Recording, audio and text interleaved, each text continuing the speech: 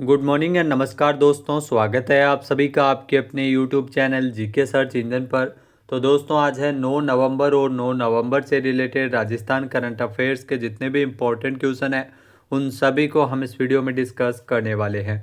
तो पूरा वीडियो बहुत ध्यान से देखना और वीडियो के एंड में मैं आपसे क्वेश्चन भी पूछूंगा जिसका आंसर आप सभी को कमेंट बॉक्स में देना है। कल के वीडियो में मैंने आपसे क्वेश्चन पूछा था जो था राजस्थान की पहली स्पेस एंड एस्ट्रोनॉमी लैब कहाँ पर तैयार की जा रही है। तो इसे बीकानेर में बनाया जा रहा है। सी ऑप्शन यहाँ पर बिल्कुल सही था। जिन दोस्तों ने सी ऑप्शन कमेंट बॉक्स में सही जवाब दिया था उनको हार्दिक शुभकामनाएं। तो बीकानेर के राजकीय महारानी उच्च माध्यमिक विद्यालय में प्रदेश की पहली स्पेस एंड एस्ट्रोनॉमी लैब की स्थापना की जा रही है। नगर निगम के द्वारा 5.86 लाख रुपए के टेंडर से बनने वाली इस लैब में 75 से अधिक मॉडल और उपकरण लगाए जाएंगे, जिसमें टेलीस्कोप, रॉकेट लॉन्चर, अर्थ ग्लोब और इसरो सैटेलाइट मॉडल भी इसमें शामिल होंगे। स्कूल की छात्राओं को यहाँ पर शिव शक्ति पॉइंट से लेकर प्रज्ञान रोवर तक की सभी महत्वपूर्ण जानकारी मिल सकेगी। साइंस के क्षेत्र में लैब को बनाने का मुख्य उद्देश्य छात्राओं में विज्ञान और अंतरिक्ष के प्रति रुचि बढ़ाना है। तो चलिए शुरू करते हैं, लेकिन उससे पहले 5 कल के क्वेश्चन के रिवीजन। तो कल के महत्वपूर्ण क्वेश्चन थे राजस्थान सरकार के सूचना प्रौद्योगिकी और संचार विभाग और केंद्र सरकार के किस संस्थान के बीच एक एमओयू साइन किया है। जी हाँ दोस्तों, ये एमओयू साइन किया गया है डिजिटल इंडिया भाषिणी प्रभाग के मध्य। नेक्स्ट है भारतीय पुनर्वास परिषद के द्वारा राजस्थान के कितने संस्थानों को सेंटर ऑफ एक्सीलेंस का दर्जा दिया गया। तो 4 संस्थानों को यह दर्जा मिला है।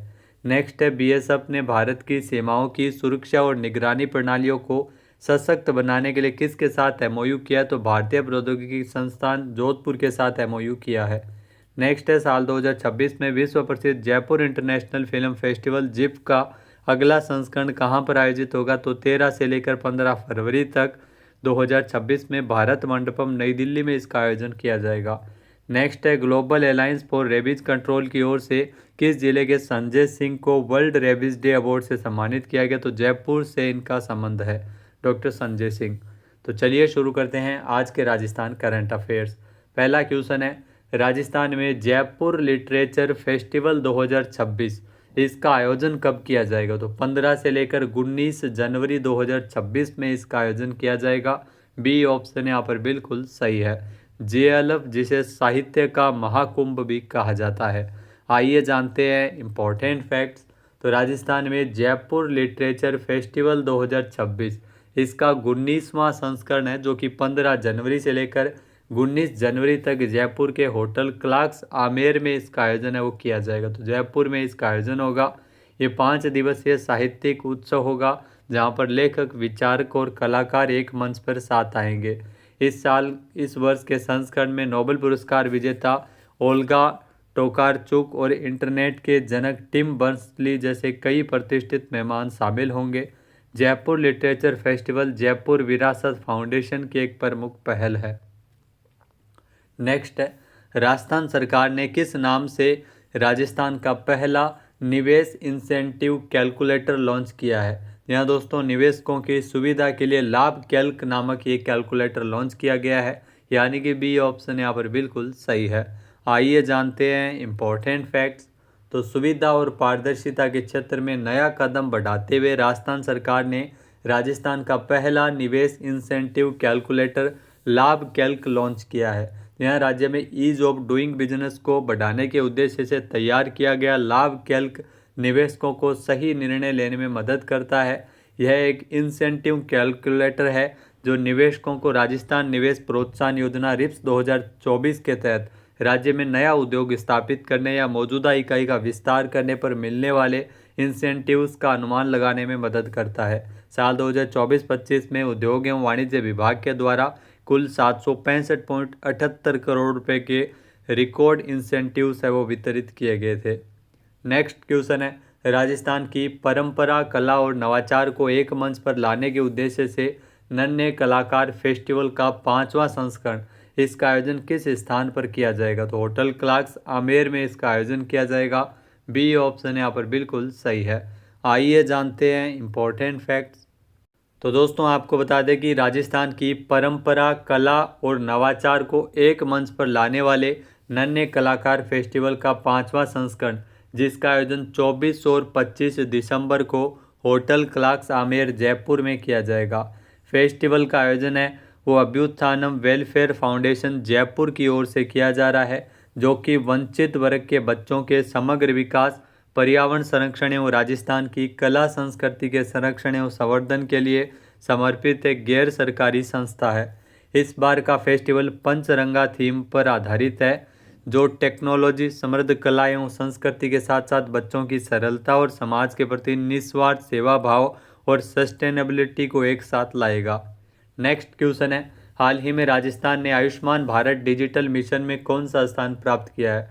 जी हाँ दोस्तों, हेल्थ कार्ड जो आयुष्मान भारत योजना के तहत बनाने में राजस्थान का तीसरा स्थान है। सी ऑप्शन यहाँ पर बिल्कुल सही है। आइए जानते हैं इम्पोर्टेंट फैक्ट्स। तो आयुष्मान भारत योजना के तहत हेल्थ अकाउंट बनाने में राजस्थान देश में तीसरे स्थान पर है। जी हाँ दोस्तों, 6.36 करोड़ लोगों का डिजिटल हेल्थ आभा कार्ड है वो बनाया जा चुका है। इनमें सबसे ज़्यादा 19 से 45 वर्ष आयु वर्ग के 50% लोगों के आभा कार्ड बने हैं। उत्तर प्रदेश ने आयुष्मान भारत डिजिटल मिशन में देश में पहला स्थान हासिल किया है सबसे ज़्यादा आभा कार्ड बनाने में। वहीं अगर बात करें तो राजस्थान में जयपुर इस लिस्ट में पहले स्थान पर है, उदयपुर दूसरा, अलवर का तीसरा स्थान है। सबसे ज़्यादा 57 लाख आभा कार्ड है वो जयपुर में ही बनाए गए हैं। आयुष्मान भारत योजना के तहत केंद्र सरकार के द्वारा प्रति परिवार 5 लाख रुपए तक का मुफ्त बीमा कवर प्रदान किया जाता है। ये विश्व की सबसे बड़ी स्वास्थ्य बीमा योजना है। नेक्स्ट क्वेश्चन है, राजस्थान सरकार ने जनजातीय उप योजना टीएसपी फंड 1000 करोड़ रुपए से बढ़ाकर कितने करोड़ रुपए किया है? तो 1500 करोड़ रुपए किया गया है। ए ऑप्शन यहाँ पर बिल्कुल सही है। आइए जानते हैं इम्पोर्टेंट फैक्ट्स। तो राजस्थान सरकार के द्वारा जनजातीय उप योजना टीएसपी फंड, जिसकी राशि को 1000 करोड़ से बढ़ाकर 1500 करोड़ रुपए कर दिया गया है। यह वृद्धि जनजातीय समुदायों के लिए स्वरोजगार, शिक्षा और स्वास्थ्य सुविधाओं को बढ़ावा देगी। यह वृद्धि राजस्थान में बजट 2024-25 के दौरान की गई थी। राजस्थान सरकार के द्वारा प्रदेश में भगवान बिरसा मुंडा की 150वीं जयंती के उपलक्ष्य में जनजातीय गौरव वर्ष पखवाड़े का आयोजन है वो किया जा रहा है। वो 1 से लेकर 15 नवंबर तक जनजातीय गौरव वर्ष पखवाड़ा आयोजित किया जा रहा है। नेक्स्ट है, राष्ट्रपति द्रौपदी मुर्मू के द्वारा शिक्षक दिवस के अवसर पर राजस्थान से किसे राष्ट्रीय शिक्षक पुरस्कार 2025 से सम्मानित किया गया था? तो ये मोस्ट इम्पॉर्टेंट क्वेश्चन है।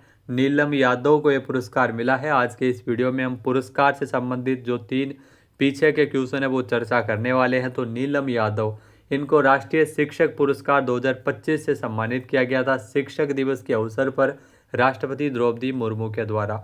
यहाँ दोस्तों, राष्ट्रपति द्रौपदी मुर्मू ने कुल 45 शिक्षकों को राष्ट्रीय शिक्षक पुरस्कार 2025 से नवाजा था, जिसमें खेड़थल तिजारा जिले के सरकारी girls senior secondary school Tapukara की प्राचार्य नीलम यादव भी इसमें शामिल थी, जिनको शिक्षा के क्षेत्र में योगदान और नेतृत्व के लिए राष्ट्रीय शिक्षक पुरस्कार 2025 से सम्मानित किया गया।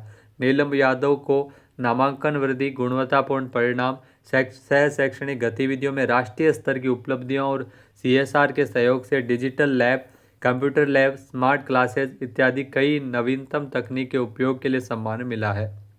अगला क्वेश्चन है, हाल ही में किस जिले के जाने माने ज्योतिषाचार्य को इंटरनेशनल आइकॉन अवार्ड 2025 में अंतर्राष्ट्रीय पुरस्कार से सम्मानित किया गया है?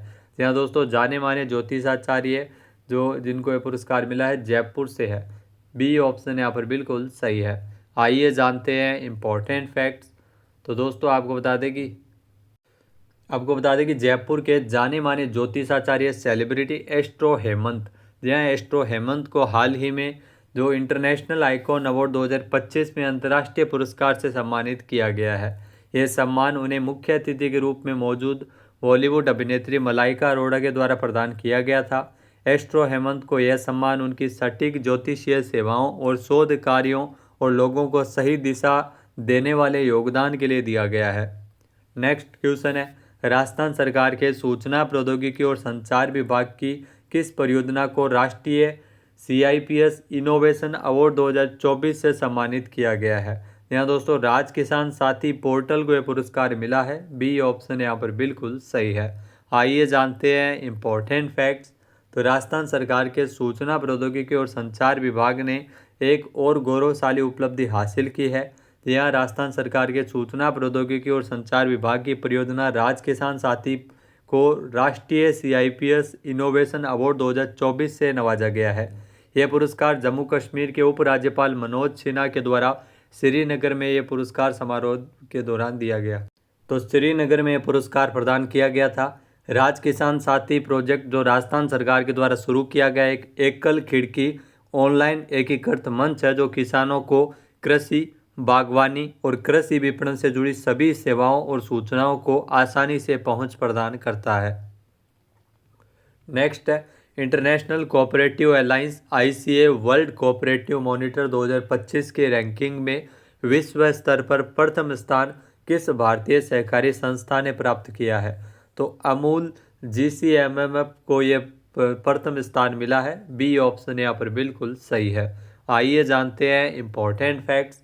तो साल 2025 में दुनिया की शीर्ष सहकारी संस्थाओं की रैंकिंग में भारत की अमूल, गुजरात सहकारी दुग्ध विपणन महासंघ लिमिटेड यानी GCMMF और Indian farmers fertiliser cooperative limited IFFCO ने क्रमशः पहला और दूसरा स्थान है वो प्राप्त किया है। ये आपको ध्यान में रखना है।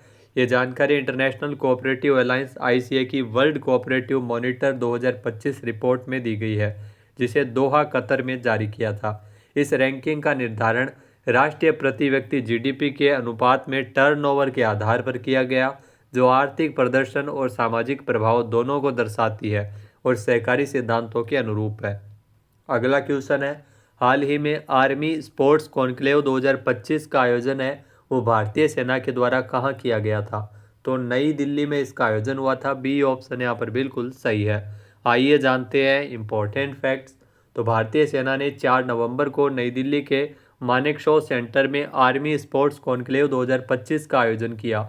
ये कार्यक्रम भारत की खेल यात्रा एक महत्वपूर्ण मोड़ पर आयोजित हुआ जिसने ओलंपिक मिशन 2036 के प्रति देश की प्रतिबद्धता में भारतीय सेना के योगदान और खिलाड़ियों को प्रोत्साहित करने की भावना को पुनः मजबूत किया है।